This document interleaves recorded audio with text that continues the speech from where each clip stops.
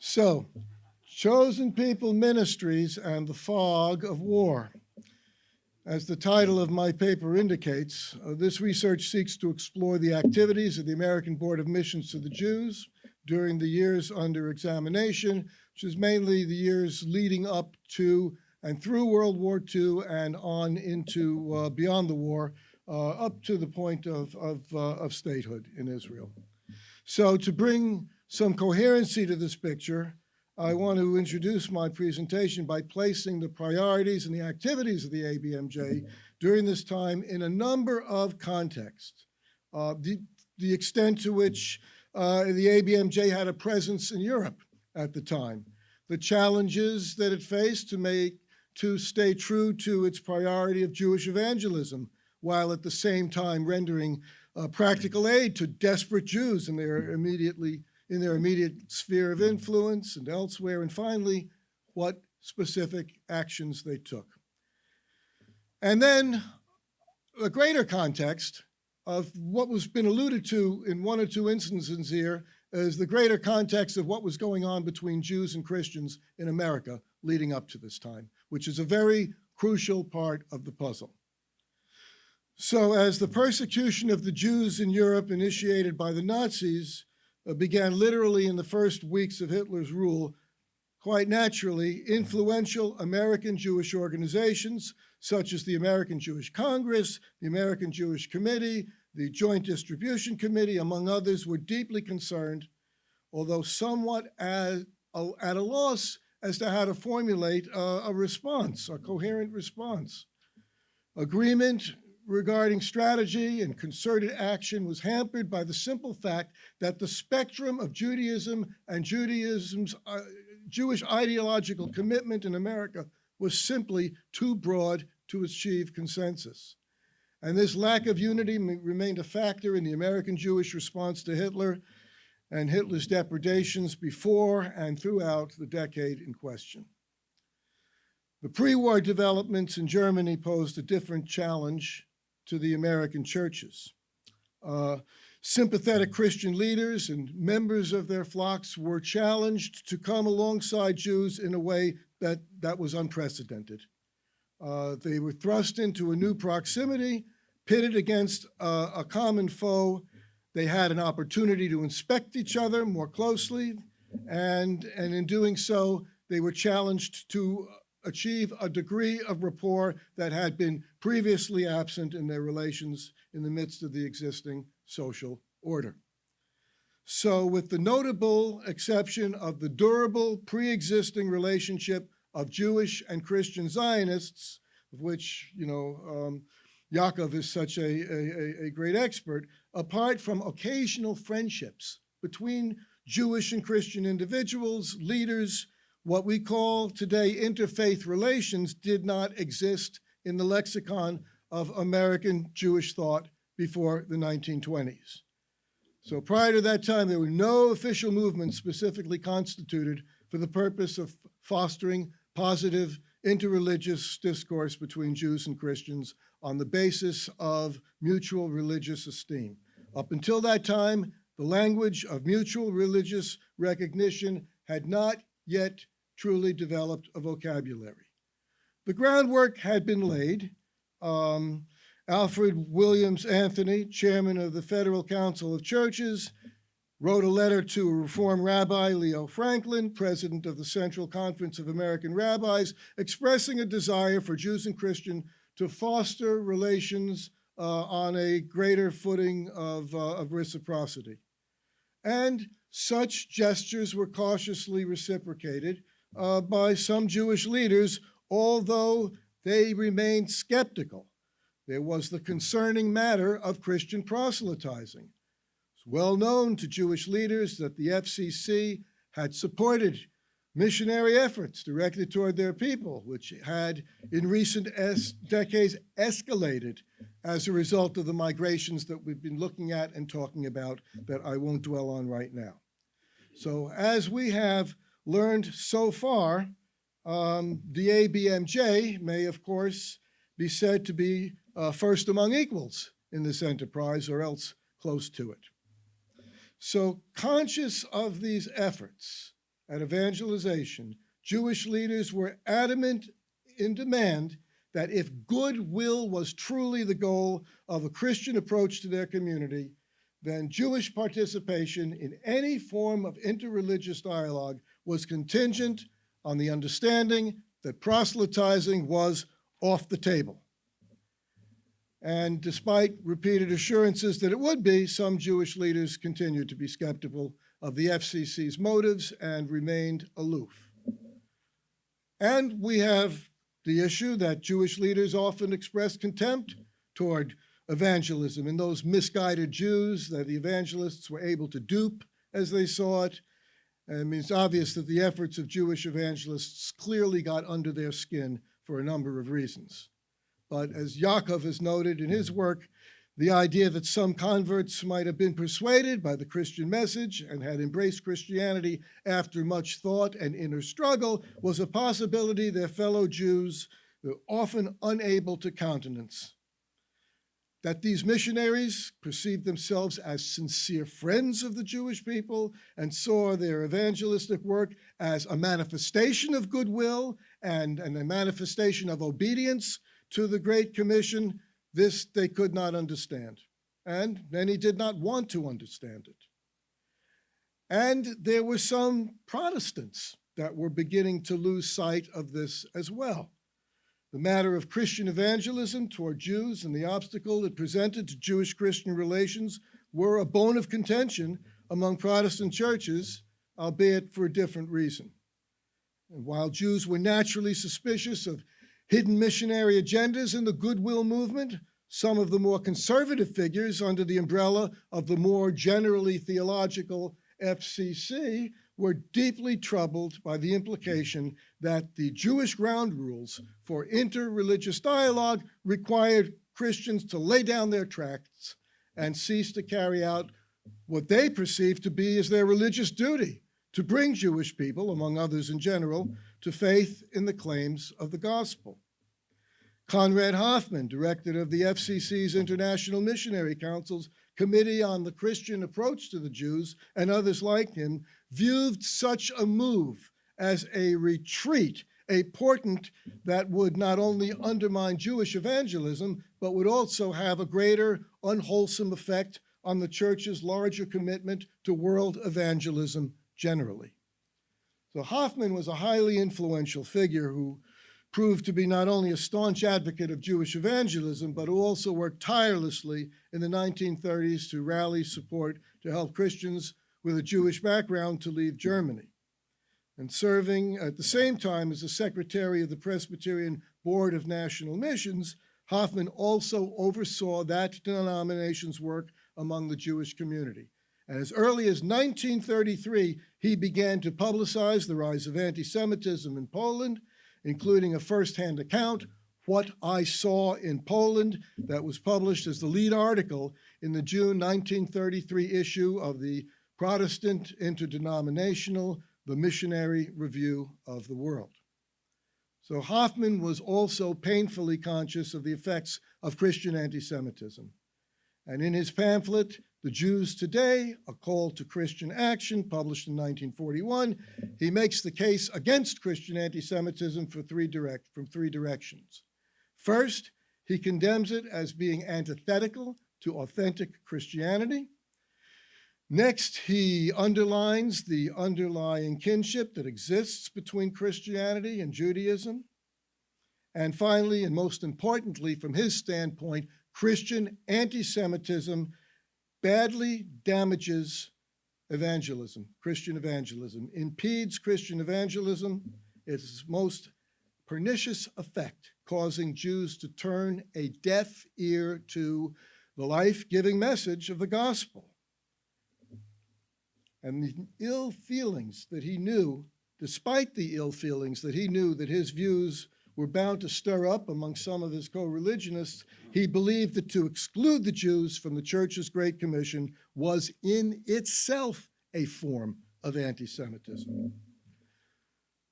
So the rifts at this time between the liberal-leaning wing of the FCC and the more conservative-leaning wing of the FCC just began to widen and widen until this Committee on Goodwill decided in 1927 just to branch off on its own. It was just, tired of the fighting. They could see that if they were going to make relational progress that they sought with their Jewish counterparts, they must be able to convince them that as far as establishing interreligious cooperation, their goals lay where they said they did, and this they attempted to demonstrate with many soothing words.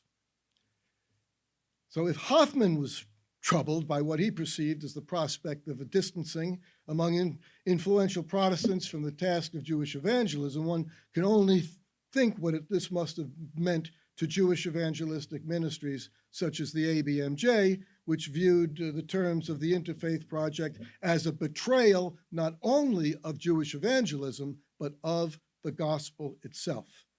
And one need look no further than the lead article of The Chosen People in January 1933.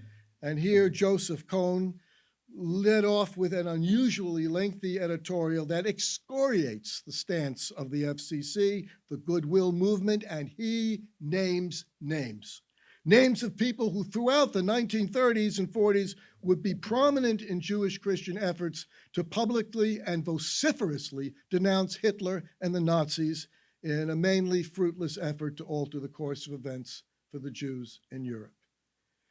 Cohn writes, "For the Church of Christ has been betrayed and betrayed in the house of those who profess to be her friends," singling out former President Reverend S. Parks Cadman, writer of the widely read syndicated newspaper column called Everyday Questions, in which column Cohn asserts that Parks repeatedly and frankly asserts that he is opposed to proselytizing. Then also the well-known Methodist Episcopal Church Bishop Francis J. O'Connell, whom Cohn roundly condemns for his attempts at interfaith amity at the expense of Cohn's understanding of the true gospel message. He goes on, Cohn does, to cite an article which appeared in the B'nai B'rith magazine of March of 1931, which he characterizes as nothing less than, again, a betrayal. And the article is entitled, "Are Christian Missions Menacing Judaism?" by Reverend Everett E. Clinchy, Secretary, Committee of Goodwill Between Jews and Christians, Federal Council of Churches of Christian America. This is another stellar name in the mainline Protestant church. He writes, "But why does the Christian missionary feel compelled to approach the Jews? The Christian missionary to the Jew has the conviction, sometimes bordering on the pathological, that he has the only way to salvation. Does the goodwill movement prepare the way for proselytizing? Just the opposite." Well, you can imagine how something like this would send Joseph Hoffman Cohn around the bend. So he goes on at some length, clearly agitated at what he is deeply convinced is a turn toward the theological wilderness with what were to him frightful ramifications. And I want to say also, I've immersed myself in these past issues of the Chosen People over the last weeks making this preparation, and I, along with Mitch, will say this is material that never stops giving. The immediacy of some of the reports that are in those pages that I'm going to quote a little bit later, they really, really grab you. They're really compelling. And Joseph Hoffman Cohn had at times, I found, a very caustic wit and a sharp pen with which to express it. Years later, in 1948, he went on to write what he viewed as the lukewarm strategy of the World Council of Churches' Christian approach to the Jews. He wrote, "These befuddled people are always approaching the Jews, but never quite get there." Well, I thought that was pretty funny, actually. It hardly needs to be said that organizations such as the ABMJ, whose missionary focus confirmed mainstream Judaism's worst fears, were shut out of participation in the interfaith enterprise, shunned by mainstream Jewish leadership, and seen as a hindrance by Christians eager to find common ground with Jewish representatives, Jewish Christians and their missions were viewed as an unwelcome, destabilizing, and disruptive force. So with the backing of the churches and other Christian institutions that supported them, organizations such as the ABMJ would have to define a role for themselves as the desperation of the plight of European Jewry intensified. So looking back at the ABMJ history, it's plain to see from the moment that young Leopold Kohn entered the DeWitt Memorial Church building on Rivington Street that Jewish missions and the support of churches were an essential partnership. It's a given that without the partnership of Christians, their churches and the learning institutions that they spawned, the Chosen People Ministries would have been hard-pressed, to say the least, to carry out the truly impressive program of expansion that Mitch has described under the leadership of Joseph Hoffman Kohn that brings us to and through the Nazi era. And it is also true that Joseph's expanding network of contacts among church-supported missions already established in Europe would prove especially valuable during the fraught times beginning with the rise of Hitler. So allow me to turn now for just a moment to the how and when the ABMJ crossed the Atlantic and migrated, as it were, in reverse direction from America back to Europe. And one might say that the presence of Chosen People Ministries began to be established in Europe even before there were any workers on the scene. For just as the Yiddish language had proven such a potent international vehicle for dissemination of so many varieties of Jewish ideology, so it was that copies of the mission Yiddish newsletter, Ro'ei Yisrael, the Shepherd of Israel, began to find its way into the hands of Jewish people in Europe even before our representatives got there. As early as 1923, the mission began circulating reports of Jewish faith decisions that came about as a result of the dissemination of this literature. And there it is. We saw a little picture of it before. It's a lot bigger now. This is one I just picked out of the air. So this we've got Isaiah 34:23. I have established over you one shepherd, and then on the other side here we've got I am the good shepherd from John 10, whatever it is. Anyway, there it is. And I just picked this one out of nowhere. Happens to be from September of 1940, just a month after Leon Trotsky was assassinated in Mexico. And this article here is really sarcastic, and it's very colorful. It says with a split skull, you know, that was hacked by the hand of an assassin. Trotsky, and there's a play on words here because Trotsky sort of means obstinate, stubborn, that his stubborn soul has now been released and is being embraced in the fiery flames of hellfire, where he is now being embraced in a way that is terrifying beyond human imagination. Oh, okay, well, I'm coming back. I'll just leave it here for the time being if I migrate some more. You can hear me all anyway, right? So this is the Shepherd of Israel. It was distributed by various other agencies and individuals in Palestine, Great Britain, Germany, Russia, elsewhere in Europe.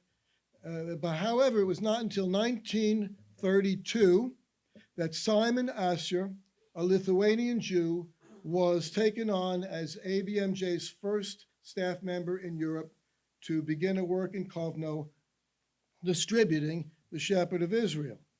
And this Yiddish newspaper was also instrumental in works that were undertaken in Russia and Latvia, although those works were short-lived. So in 1934, issue of the Chosen People newsletter reports, we can never speak too highly of the incalculable influence of the little Yiddish paper, The Shepherd of Israel, which is now in its 16th year of service for the Lord Jesus Christ. A summary of its world distribution would include France, England, China, Austria, Palestine, Czechoslovakia, Australia, Latvia, Denmark, Romania, Canada, Poland, Sweden, Scotland, Bulgaria, Turkey. 40 different mission stations are included in these statistical summaries, and the number of papers sent to these various missions total anywhere from 25 to 2,000 copies a month. That was in 1934. Now, in July of 1934, Joseph traveled to London to attend the triennial conference of the International Hebrew Christian Alliance, which was founded in Hamburg in 1925. His purpose was to enlarge the contacts amongst European leaders of the movement. And while there, he was awakened to the increasingly dangerous situation of the Jews and determined to expand the mission's presence in Europe with a large-scale relief effort to aid Jews attempting at that time to flee. This was before the storm clouds completely gathered. And he also strengthened ties with other Jewish evangelistic organizations, such as the Swedish Israel Mission, which would at times serve as a partner and a conduit for aid to those whom the ABMJ could not directly reach. So, as you can well imagine, Hebrew Christians had a particular vulnerability. Organizations such as the Joint Distribution Committee considered them Christians, therefore not Jewish any longer, and as such ineligible for aid. The Christian community, by and large, did not attend to them. Therefore, they fell between two stools, as it were, and they were without institutional shelter. So Cohn made two consequential contacts in London at that meeting. The first was Pastor Arnold Frank, a founding member of the IHCA and a leading Jewish evangelical leader in Germany, whose Jewish mission operated under the auspices of the Irish Presbyterian Church. That contact would lead Cohn to Frank's able assistant, Herbert Singer, another Jewish believer who had been discipled by Frank in 1909 and had served under him since that time. He joined the ABMJ staff in 1937 and by 1940 had taken charge of the mission's Jewish refugee relief work. And by that time, Frank's work had come under the attack by the Nazis, and Frank, at the age of 80, was hauled off for a mercifully brief stay at a concentration camp. Happily, Frank survived the war, although he was taken from us too soon in 1965 at the age of 106. You can imagine that. That's a long life. The second contact Cohn made in London was with Moses Gitlin. And there is Moses. He had earlier in life come to faith and been baptized under the ministry of Leopold Cohn, had been educated with the mission's help at Moody Bible Institute. And Joseph Cohn and Gitlin had made contact over the years, and Cohn was able to bring him on staff in 1934 and open a branch in Poland. And there in Warsaw, the mission made provision for a 7-room apartment where Gitlin and his wife Clara would minister and train other Jewish evangelists to send out to the field. So November 34, Chosen People issue reports. Now we present Brother Gitlin to our readers. Many of you already know about him from the splendid reports that were published in past years, and you will rejoice that he has finally come as a dove to his original home and now is one of us, a co-worker and fellow servant. So the work in Poland was cut tragically short, in light especially of the progress that the Gitlins were able to produce in a relatively short time.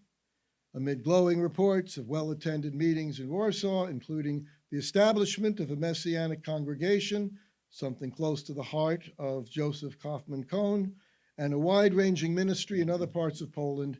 After 1936, political pressure and increasing threats to churches that support the Gitlin's work caused those churches to distance themselves from him.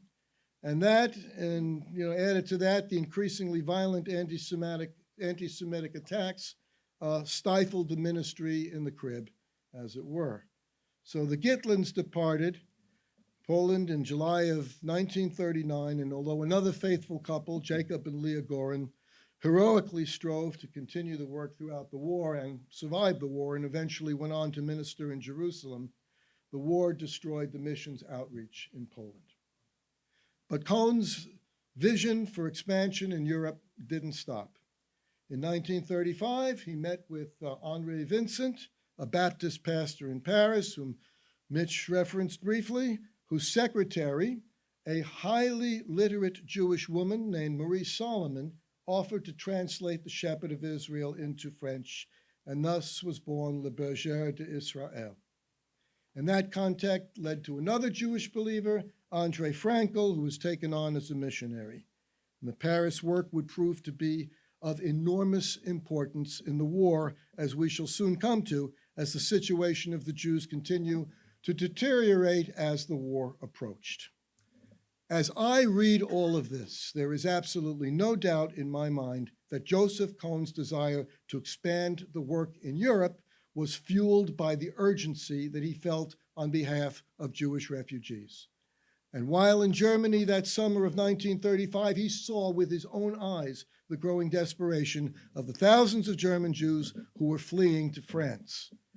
And as the situation worsened, board minutes at the end of the following year note Joseph's concern for the overseas work and linked it directly with refugee relief. So the board responded by allocating the sum of $15,000 to be dispersed during the following year. I don't know what $15,000 is like in today's money, but it's not small change. $1.5 million. All right. Now, there are still a few more chess pieces to place on the board of continental Europe to fill out the picture of the ABMJ's readiness to respond as it did to what was ahead. And one is Otto Samuel, a Jewish believer who had a short-lived ministry in Nazi Germany until he was forced to flee to Belgium, where he established a soup kitchen in Brussels that fed 100 Jewish refugees each day, while also ministering to their spiritual needs as he could. Arrested and interned by the Nazis in occupied Belgium, Samuel endured horrific conditions until he was at last released in 1941 and was able to reach America. Okay. Yet another is Emanuel Lichtenstein, the grandson of another Hungarian rabbi, Ignaz Lichtenstein, who had been convinced of the gospel after reading the New Testament and who was quoted as saying, "I looked for thorns and I gathered roses." Growing up under the tutelage of his grandfather, it's not surprising that young Emanuel began to follow in his footsteps, and finding himself in Vienna after having been displaced by the Nazi terror, Emanuel met Joseph in 1936, where Kohn brought him onto the staff. And of his time in Vienna, Joseph reports, "Vienna at the present time has many thousands of poor, desperate Jews that have escaped from Germany and are in a state of starvation and suffering beyond the power of language to describe. I visited some of their homes last summer and was deeply touched with the unspeakable poverty and need." And he mentioned that he sent extra money for relief to the most needy of these cases, and with strict limitation that our money shall be used exclusively for helping Jews as are known to be believers in the Lord Jesus Christ. I want to talk about money in just a little bit. Money and support. So before I go into some specifics about the kind of relief work that was done, I want to pause for just a moment to discuss the challenges that faced not only the ABMJ, but every other Jewish agency that wanted to respond to the unfolding horror of the 30s and the 40s. So in addition to the formidable task of raising resources, came the questions of to whom aid should be directed and how it was to be distributed. And I just read a collection of articles assembled in a book that the Joint Distribution Committee produced, the JDC at 100, which commemorated the 100th anniversary of the founding of the Joint Distribution Committee in 1914. Our kid brother, Zahava, her coat is in the room. I'll give her a reference here. She has a very fine piece in that collection. It's a comparative study of the Jewish refugee communities that managed to find a foothold in Shanghai and in Cuba. So some of the recurring themes these essays deal with in the Nazi era is the scarcity of resources, the difficulty of getting those resources to where they were most needed, the internal strife among the various factions who vied for what they thought should be their fair share. Another pattern that emerged was a growing concern that donations were a trust that should be approached with the most responsible stewardship possible, and the related question of who qualified for help and what criteria should define that.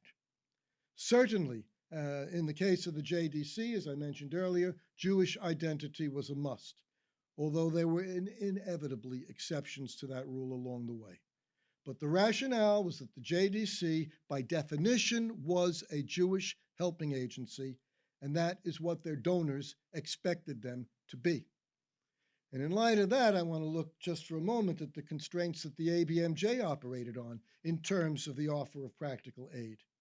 Some things they shared in common with other Jewish aid efforts, such as an awareness of the urgency of the situation, the reality of scarce resources, the desire to use them wisely, the narrowing of the focus, at least to some extent, by prioritizing who was to be helped. And just as the JDC rationalized that other agencies were there to help the non-Jews, and that helping Jews seems to be no one else's priority, and that taking care of our own is a well-recognized Jewish value, it became the priority of the ABMJ, as Cohn puts it, with the caveat that money for relief work to the most needy of these cases, and with strict limitations that our money shall be used exclusively for helping such Jews as are known to be believers in the Lord Jesus Christ.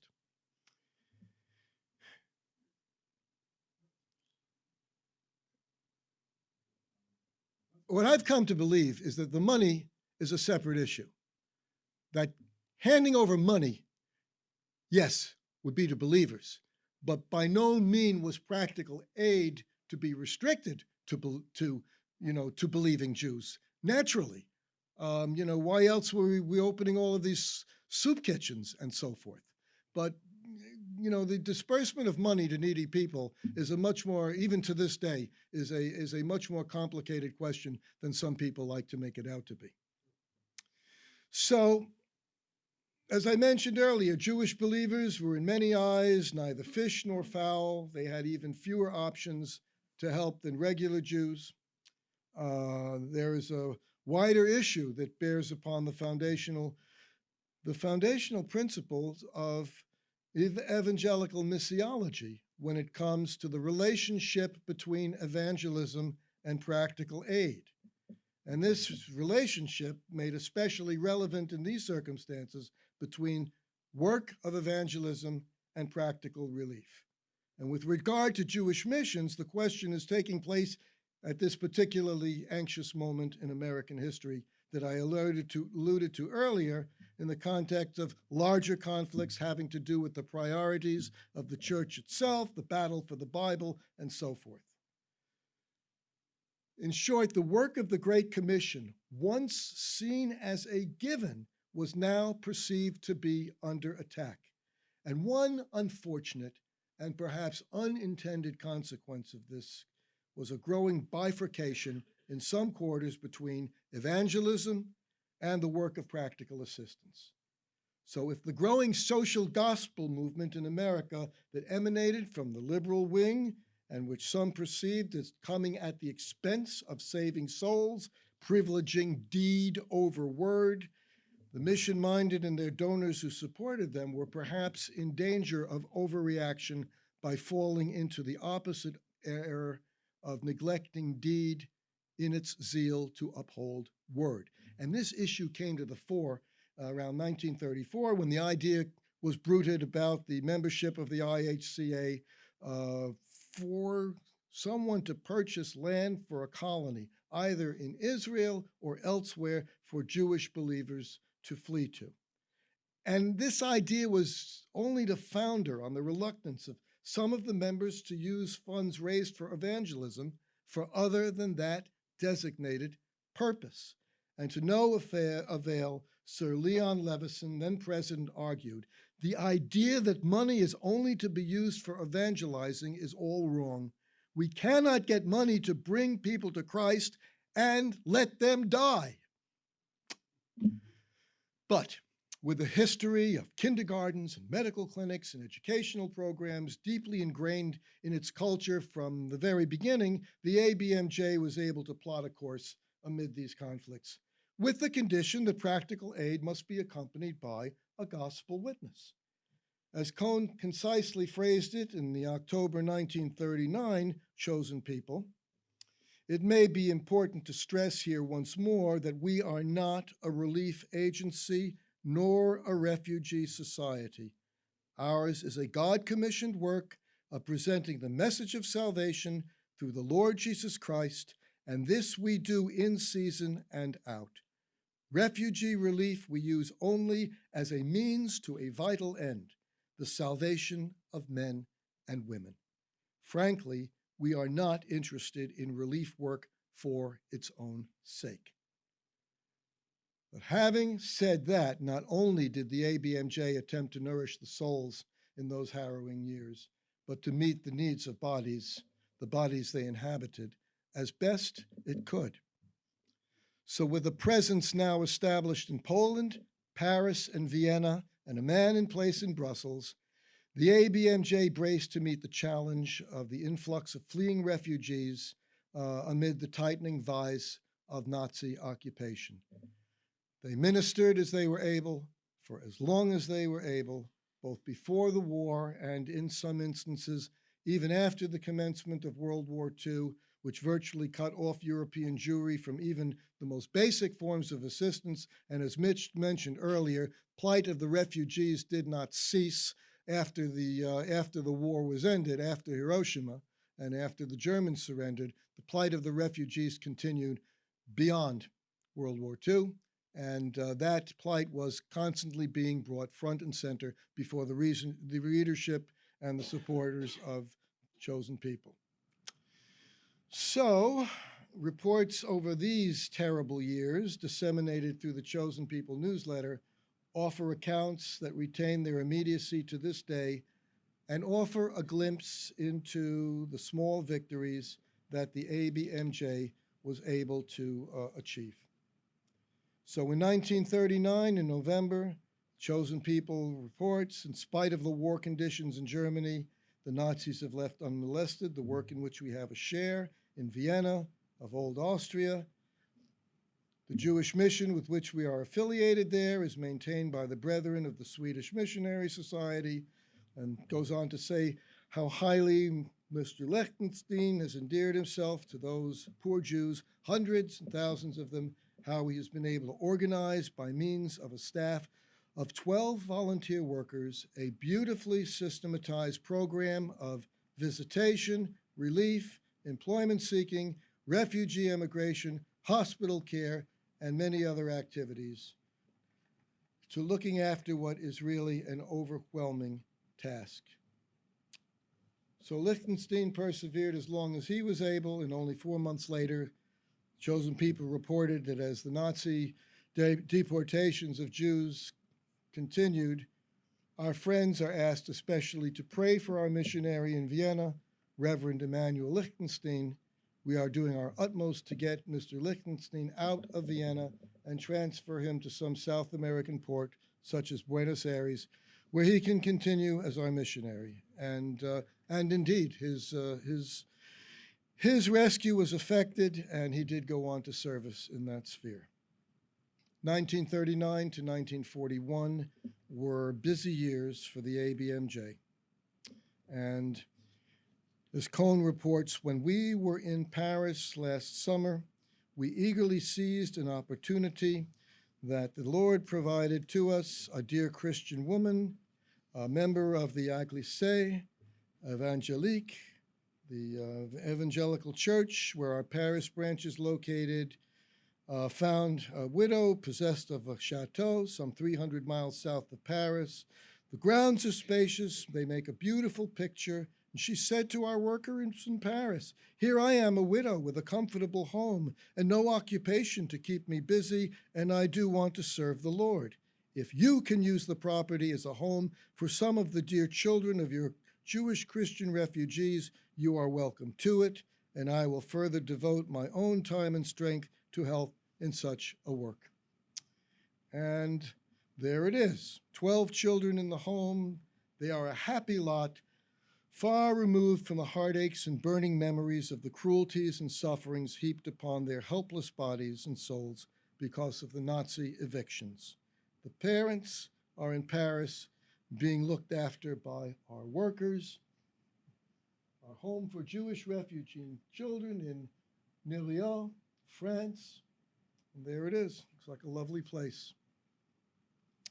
Cohn goes on to write in an unmistakably heartfelt manner about the destitute Jewish refugees in Europe. And he says, in God's mercy, we have been allowed to bring relief to hungry stomachs as well as to hungry hearts, and authorized each city, Brussels, Paris, and Vienna, to establish a soup kitchen or a food depot. And the plan is to have a simple but substantial noonday meal, perhaps a bowl of beef stew and some bread and coffee. After the meal, there will be a regular gospel service with testimonies following. For the one is to feed the body, while the other feeds the immortal soul. We got the next one coming up. And there's a picture of the soup kitchen work in Brussels. Very good. So, in addition, some of the direct ministry Cohn references at the time, we can also note requests that came from some far-flung places where the ABMJ had no presence at all. From Bolivia, for example. Here too, refugee Jews from Central Europe have come, desperately seeking to find a place of shelter in a world which wants them not. So there came to us an SOS from our friends of the Bolivian Indian Mission, asking for an immediate grant of tracts in Yiddish, Gospels and New Testament. And we were so happy to be able to respond without delay, just as we responded previously to similar calls from Shanghai, from Mexico, from Iceland, many other quarters of the earth where Jews have trekked to find a place upon which to set their feet. As well, escape from Europe became increasingly a matter of life and death, and the ABMJ became more politically involved. For example, the Chosen People issued a call to its readership to volunteer to provide what were called affidavits of support. It says, "We are besieged from Europe with pitiful letters asking that we provide affidavits of support so as to enable destitute Jewish refugees to come to America. An affidavit of support is a form which anyone in America can sign, in which the signer agrees to be responsible for the support of the family for whom he is signing up for, guaranteeing that the family will not become dependent upon the United States government. And we also give you our mission guarantee that any such families that will come over because of your affidavit will be cared for by the mission and that you will be protected by us against any possible claims." Now, with the doors of Europe slamming shut, as the fog of war descended, the ABMJ was forced to place its emphasis upon refugees that had managed to escape before the door closed, especially those who managed to make it to America. All right. such as this group that gathered for Thanksgiving, 1942, says that, "Blessed brethren of our Lord, who in his great mercy escaped escaped the cruelties of Nazi persecution and found shelter on the blessed shores of America. Many of these brethren may never again see their loved ones." By 1943, the ABMJ experienced the same sense of helplessness that had descended over other deeply concerned Jewish organizations as the unfolding horrors engulfed European Jewry, as the question, what can be done, reverberated over and over. And at this point, Cohn wrote, "And from the saddest depths of our heart, we can only answer the dear child of God, this is the most important thing you can do. Pray. For the moment, nothing material can be done. There is no possible way to get money into the hands of these miserable victims of demon hate. There is no way whereby we can rescue even one family from the clutches of Hitler's maw." And this sense of helplessness was widespread. And I want to mention here in 1943, in April, this is one of the few instances where I find any reference in The Chosen People to activities beyond the scope of its close co-religionists. And it comes in connection to the closest thing I could find to a printed affirmation of Jewish statehood in the Cohn years. And it comes in the form of a reprinted address entitled "Calling All Jews, What About the Fifth Freedom?" And it was offered at one of the sessions of the Second New York Congress on Prophecy, held at Calvary Baptist Church on December 5th through 12th, 1943, by C. Gordon Brownville, a pastor of Tremont Temple Baptist Church in Boston. And he writes, "30 centuries ago in Egypt, thousands of Jews sat in mourning with bowed heads and cried unto God for deliverance. On March 9th, 1943, a repetition of some degree of that former experience took place. 40,000 men and women at two separate observances of deep mourning sat in Madison Square Garden and bowed their heads. The lights went out, even as in suffering Europe, where 2 million Jews already have been slain by the hand of Hitler, and where 4 million more await the same terrible fate of the oppressed." And there's Madison Square Garden. Here is and there it goes. No, this is the one little brief intersection of this paper with my dissertation work, because this was one of the events that I looked at very closely, where Jews and Christians were gathering together to help to raise the alarm. And this is the first time, actually, they actually had to add a second performance.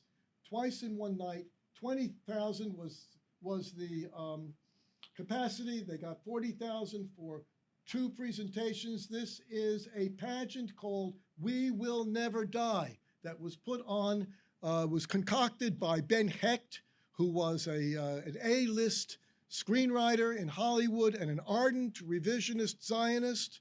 He wrote stuff like Gun Gadin and The Front Page. Some of you may be familiar with those films. I'm sort of a film buff. And Kurt Weill worked with it. He wrote Three Penny Opera, and you show the next one too. So this is this was in Hollywood Bowl. They took this thing on the road, and you see that the tablets of the Ten Commandments, and these are the voices of the dead. And it was, and this pastor referenced it to what he called the fifth freedom, riffing off of Franklin Delano Roosevelt's 1941 speech of the 4 freedoms, which became very famous, enshrined in the American Judeo-Christian heritage, so to speak, that was invented actually at this time. And the 4 fears: freedom from fear, freedom from want, freedom of expression, freedom from worship. And what is the 5th freedom? This freedom has to do with the United Nations promise of the freedom from future persecution and the recognition of Palestine as a national Jewish homeland. So that is really the closest most, resonant affirmation of Jewish statehood, and ironically, it comes in the words of a Baptist pastor that's quoted in The Chosen People. So this brings me now to the final element of my presentation, which is the development of the ABMJ's attitude toward Zionism over the time frame we've looked at. Because as we know, in its earlier days, Zionism was a minority ideology. It was opposed by Jewish communists, Jewish socialists. It was opposed by some of the Orthodox. It was opposed by the Reformed. It might come as a surprise that although the ABMJ had an abiding interest in the ministry of Palestine, it reported over it time and time and time again in The Chosen People, even as it was hiring Frank Boothby, who distributed the Shepherd of Israel in his Gospel Gate ministry in Jerusalem, and who became a member of the ABMJ staff in 1933. Nonetheless, Cohn had these strong words to say about the prospect of statehood. He writes, "Any Jew who has been born again and become a member of our Lord's body, the church, has no further interest in Jewish racial or nationalistic schemes, which the Palestine Zionist movement frankly is." Now, those are very strong words, are they not? And he goes on to say, every so often we come across attempts to start something distinctively Jewish Christian. Sometimes it is to be a Jewish Christian church, as distinguished from a Gentile Christian. This was the heart of the matter for him. Well, let me get to this because it's important. This, of course, is unscriptural, for in the Word of God is always the church, a church composed of both Jew and Gentile, who, because he broke down the middle wall of partition between the twain, have become one. So we see that the opposition to statehood, as it is expressed here, is not a matter of politics, or even, as it were, with the Satmar Hasidim, so much a matter of messianic timing, but really, as it is presented here, a matter of ecclesiology. Let nothing threaten the unity of the body, one body. Yet we know that there is an ambivalence here, because we find Joseph in favor of messianic congregations. And it's an ambivalence that goes all the way back to Paul's writing, where he says there is no Jew, no Greek, no male, no female, no slave, no free. But of course, we know these categories still exist. But in light of the larger identity into which believers are called, these borderlines become relativized. And these borderlines they remain what they are in this world, but they are conditioned and informed by an identity that is yet to be fully revealed. Well, another pitfall the ABMJ had to navigate around was the problem of illegal Jewish immigration into Palestine. And here you really see the change that Chosen People went through, that Joseph Hoffman Cohn went through in his attitude toward the British. He starts out, they're very respectful of the British. He basically says, your mission is doing what we can to help these poor, miserable, and destitute human beings who are landing on the shores of Palestine. But what we can do seems so small in the face of the appalling lead that we find ourselves bewildered and staggered. Let's show the next one here. Yoo-hoo.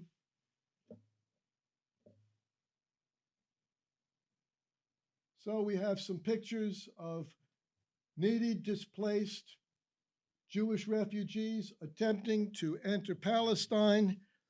But Cohn is very, very plain at this point, where he says that we're not going to help illegals. We're willing to help all of the ones that come in legally, but we're not going to help those that are. We would have no part in illegal entry.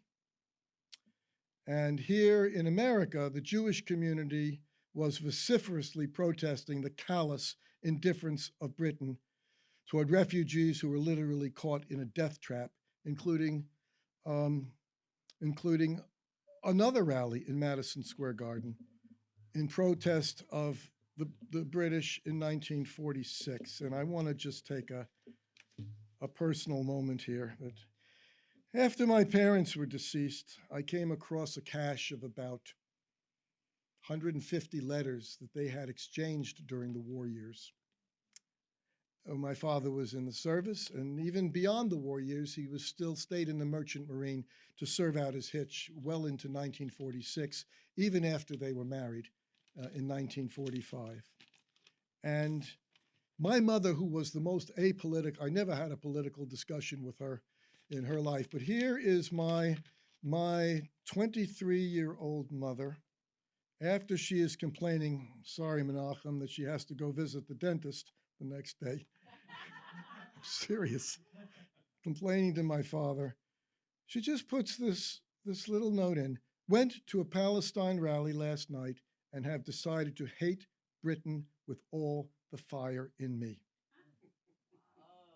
Remind me to tell you about it when I feel like it. But I don't have anything more. But those are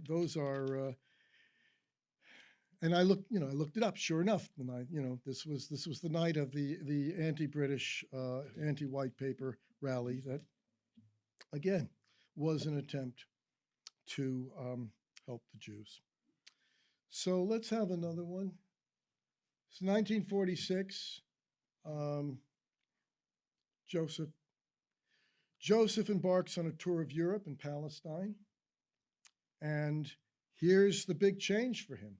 Where, boy, he was so respectful of Britain, so respectful of the laws of Britain. He wrote, "You remember we stated in May that we might have to." He goes on. Let me just jump ahead very quickly. Get to another one here.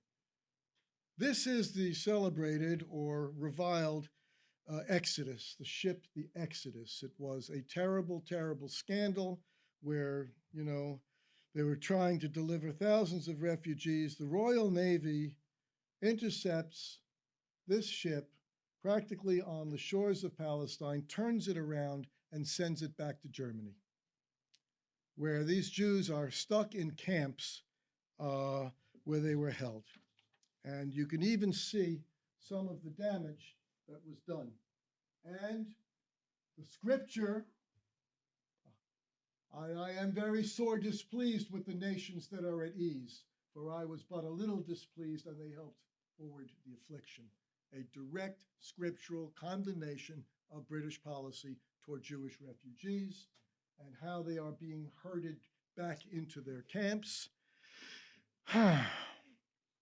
And Cohn goes on to write in 49, it can now be revealed that while the population in the two camps apparently remained stable, and the British authorities thought the Exodus people were settling down for the winter in Germany. Actually, these were people on the march, and nothing could stop them. In little groups, they crawled out of the British camps and went down through Europe to secret ports in Italy and France, climbing on Haganah's tiny fishing boats or large converted ships, and traveled the whole underground journey to Palestine, knowing the way might lead them to Cyprus, knowing they might be killed, knowing the British might capture them again and send them back to Germany, yet knowing that the British could not break them.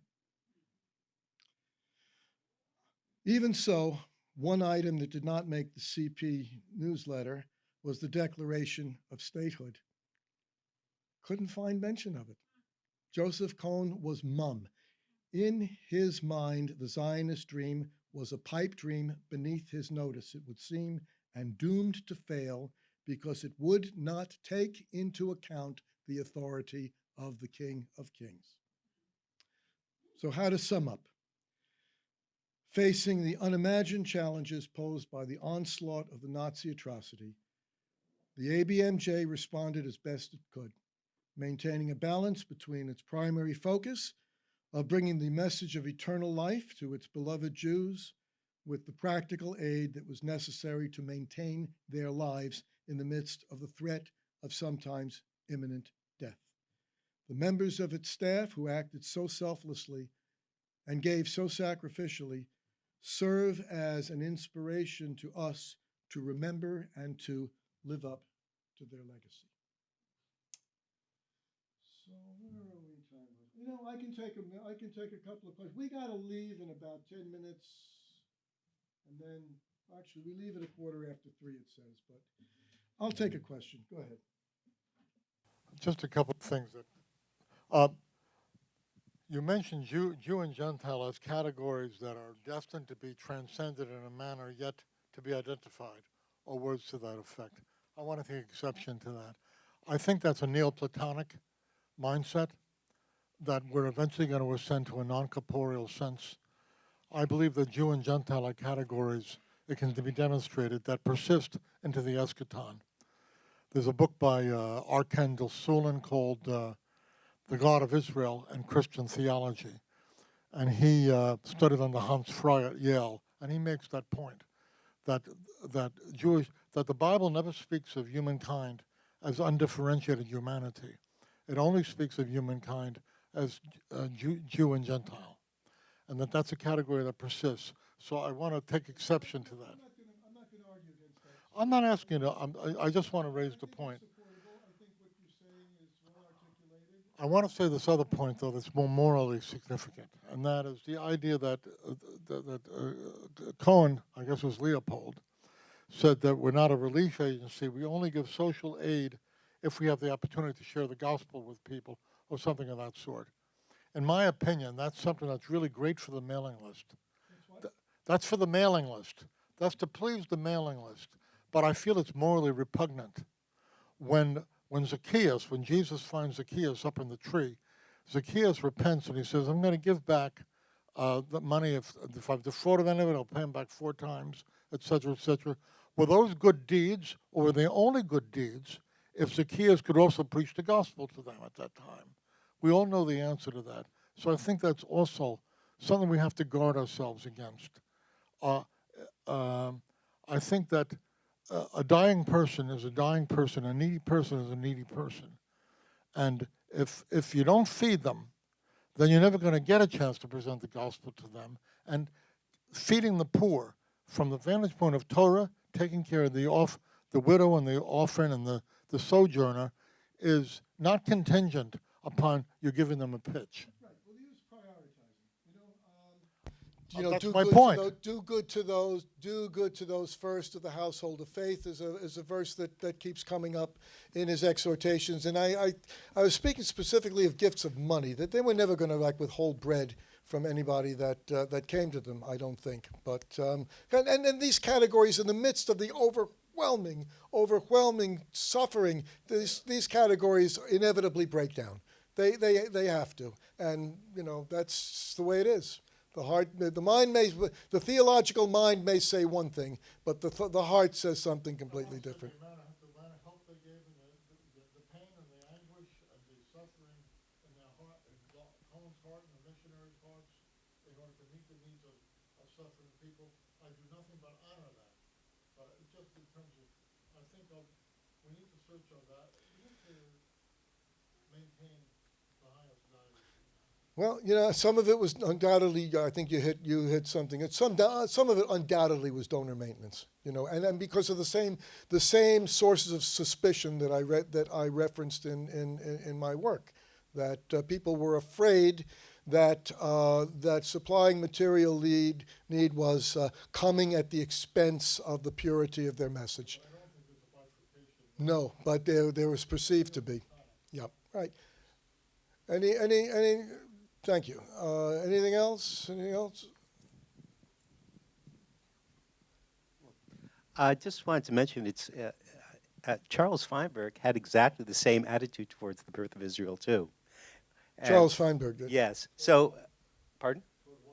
Towards the birth of the state of Israel, and this was an issue amongst dispensationalists, particularly. So in a sense, Joseph Hoffman Cohen is actually holding the dispensational line in his attitude. We were having a talk. Somebody ought to do a paper on when the switch, when the switch came, and the ABMJ and Chosen People Ministries became such full-throated supporters of the Jewish state. Peter, you got something? Is this a parallel to like kind of the Hungarian Hasidic attitude towards Zionism carried over into? I mean, also like that's the same thinking. Like it's not the secular Zionists who have to establish the state of Israel, but Messiah has to bring the exiles back. Is there a similar way of thinking here? Well, would you repeat the question? Okay, the Hungarian like Orthodox, they think like they were against Zionism because it's a secular enterprise. They think the bringing yeah. back of the exiles is what the Messiah has to do. Is there a similar way Yeah, of well, thinking I with mentioned it, but they're Cohn? against the same thing, but for different reasons. Although, yeah, well, I guess if you could talk about Satmar ecclesiology, there would be a similar thing.